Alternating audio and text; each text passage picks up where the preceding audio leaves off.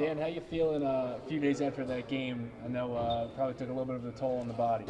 Yeah, body took a big toll, but the win overrides all of it. So I'm just real happy that we got the win, and I think there's a lot of momentum going into this week, so I feel good.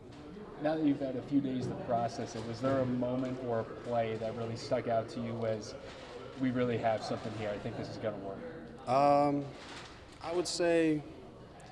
say that first run I broke, that 40-yard run or whatever it was. After that, gave me a lot of confidence, and I was just like, yeah, let's keep doing this. This is going to work.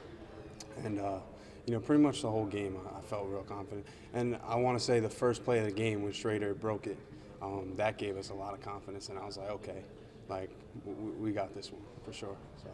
Dan, talking about the game plan, what was your knowledge of how much you're going to be used before the week, and how much did the offensive staff, empower you to do what you did? Say it one more time. Sorry. Like talking about the game plan, how soon did you know that you're going to be like the primary guy, and what did the OC and stuff like that do to empower you? Yeah, I would say right after the BC game, shortly after I knew, and what the plan was, and on Sunday we got right to work and started, gave me a wristband, started doing calls and working on handoffs and stuff like that. So pretty early. Dan, you guys played with a lot of heart. Did that come from needing another win to get closer to bowl eligibility? The rumors with the coach. Where did that heart come from? I think all week, LeQuint gave that speech on Tuesday, motivated us. I gave a speech to the O-line on Thursday, and I think we just really came together. And we knew we had to be physical. We knew it was going to be a war. All week we were just preaching it's going to be a war, it's going to be a war. And I think after that first drive, we were like, we got a lot of confidence, and then we just kept going, and we rode with that confidence. What was the message to the O-line? Like, what was the gist of that speech? I basically told them, they had a rough day last week, and I told them, if you love me, you're going to go hard for me, because I didn't feel like, everybody was giving 100%. And I said, forget the mistakes, forget the mental errors. All I need you to do is go 100% for me, because I'm giving you 100%. LeQuint's giving you 100%. And, if you love me, you will go hard for me every single day. And that was it. And that was pretty much it. Dan, was the install process all conceptual, or did you watch film from other places or other? What do you mean, Like, did you watch BYU film? No. We just take a look at Pitt's defense, and we just see how our plays will match up with that defense. Where'd you get the idea? Where'd the ideas for the plays come from? That was just coach's call. That was it. Just coach's idea, and I don't ask questions. I just say, let's do it. And then, so what they showed you? They showed you anything? Yeah, they didn't show me anything. We just went over the plays, and Schrader's a running quarterback, so it's kind of similar in that respect. So yeah, we just did what coach said. You mentioned knowing as early as the day after the BC game that your involvement was going to be heavier. This was going to be the game plan. Did they present this to a few of you guys first, and then have you take it to the rest of the offense, or how did that go? I'm not sure. All I know is it was presented to me and individually, and then that Monday we got together as a team, and that was it. So yeah, so I'm not sure. Really. Was it Coach Babers that presented it to you? Was it Coach Beck? Yeah, it was Coach Babers. Is this offense something that you guys are confident in if it gets called on again this upcoming weekend, that you can go out there and have the same success that you had against Pitt? Yeah, I'm confident whenever the coaches decide. By the end of the week we'll find out. So yeah, I'm confident for sure, whatever it is. What's been the impact of the win? Do you think there's going to need to be that type of motivational speech this week, or do you think the guys they're back, they're bought in? Yeah, I think we just needed one. We needed that, and the momentum's high right now. A lot of good spirits at practice today. I think we were flying around today for a team that's pretty beat up. So, yeah, I think it was good momentum. How much of the plays were sort of new, and how much of it was hey, Dan's going to be the quarterback on this play instead of Garrett, and it's the same thing that they've been running? Yeah, I would say a lot of them were new. A lot of them were new to the team, but I ran a lot of these plays in high school, believe it or not. Similar scheme. So Yeah, I think it was I think it's very similar to just our regular run plays, but except the quarterback was running it, so in that respect. Was there any particular play maybe that challenged you or the team last week that then you guys had success with on Saturday? Any particular play? Yeah. No, I mean, I would just say, I got to do a better job throwing the ball. I need that play back, and I will get it. I will get an opportunity. We'll see. But yeah, I think there was a lot of plays to be made, and I wish I had that one back. But everything else was good, I thought. How much were you getting to throw last week in practice leading up to that? Like, were you kind of cold on throwing? Yeah. I wasn't, warming up like I used to as a quarterback. I didn't take it that serious as I should have, but yeah, I'd say a little bit throwing. The play you wish you had back, that's Allen going down the seam. Yeah.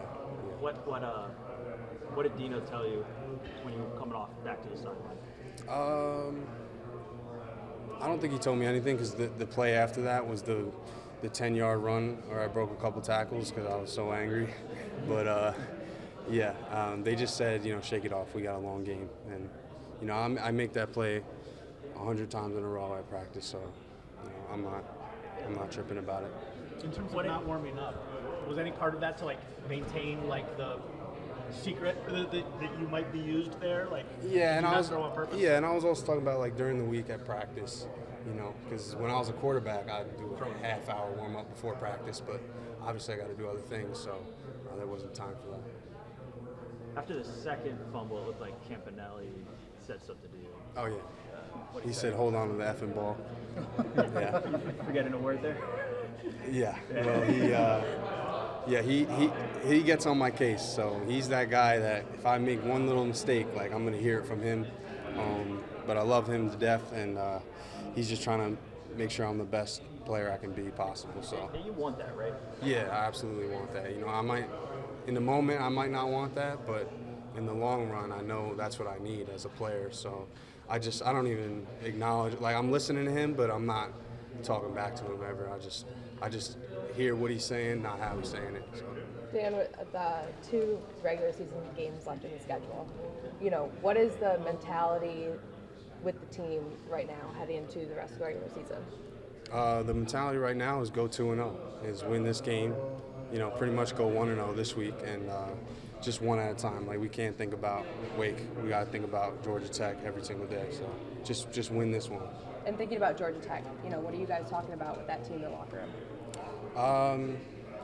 A great team, and they're going to play us like it's the Super Bowl because they got one more win for a bowl game.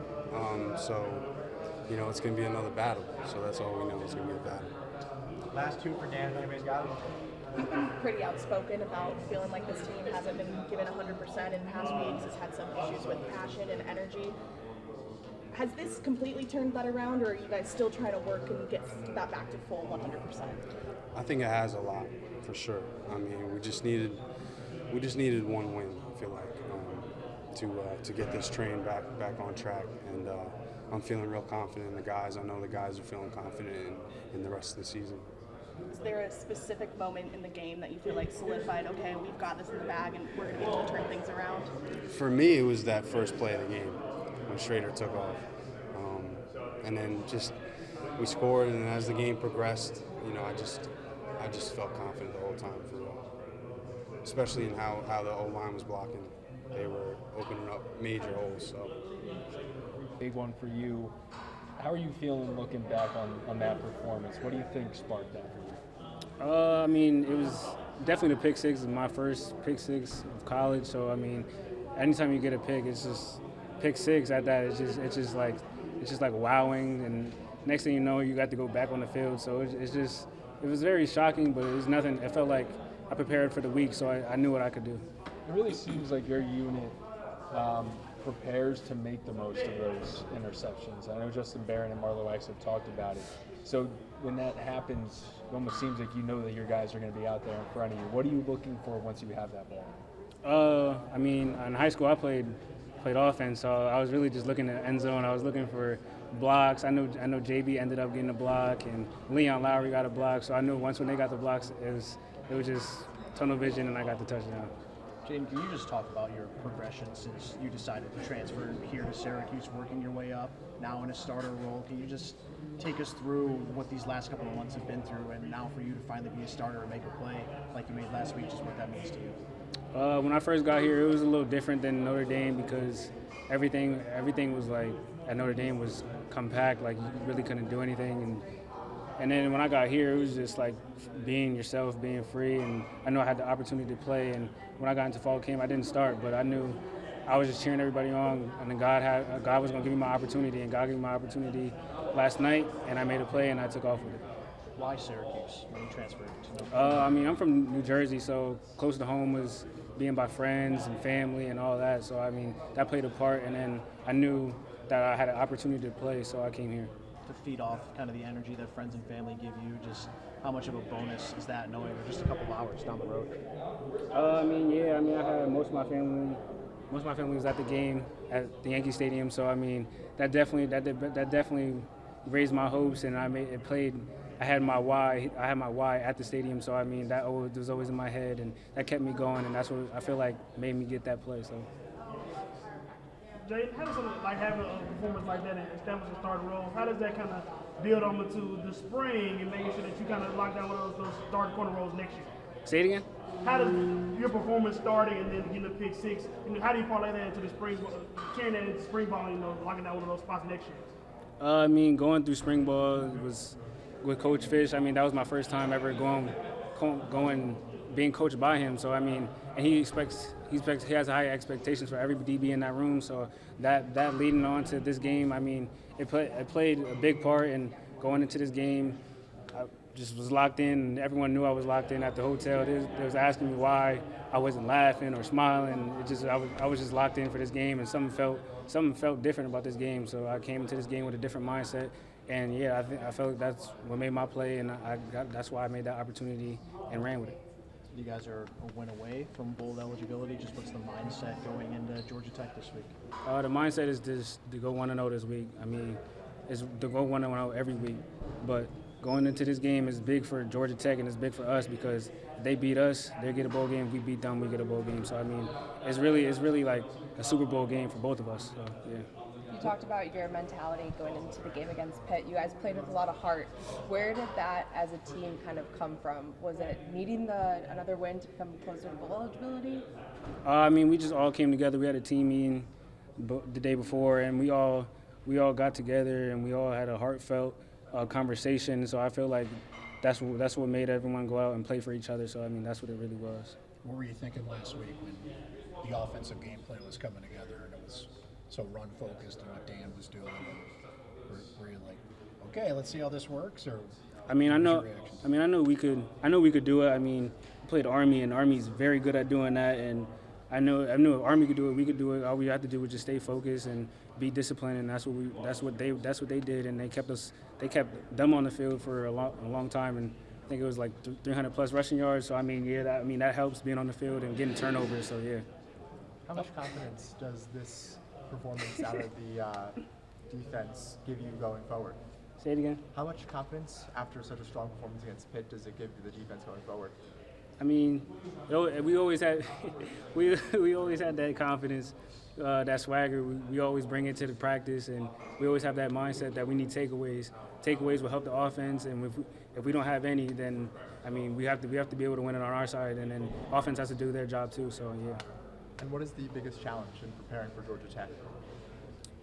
The biggest challenge, I mean, they got some good receivers, and they have, I don't know his first name, but Singleton. I think his name is Nick Singleton. He's very fast, so we prepare for him. So, yeah. How does the secondary limit those explosive plays with his type of speed? The same way we did against Pitt. Just stay focused and know our assignments and alignments and stuff like that. So, if we do that, we will be successful. Thank you. Jayden, somebody, Cinco said he was you like his nephew, so he was super proud of you getting that pick six. So how does it feel like not only having your Y in the stands, but some of your Jersey boys on the sideline with you? I mean, yeah, me and Cinco are roommates, so I know once he's always on my side when I'm on the field, so we know we got our side locked down. So being able to hear him what he said, I mean, that's like he said he's a nephew, but he's my little bro too. So you feel me? But yeah.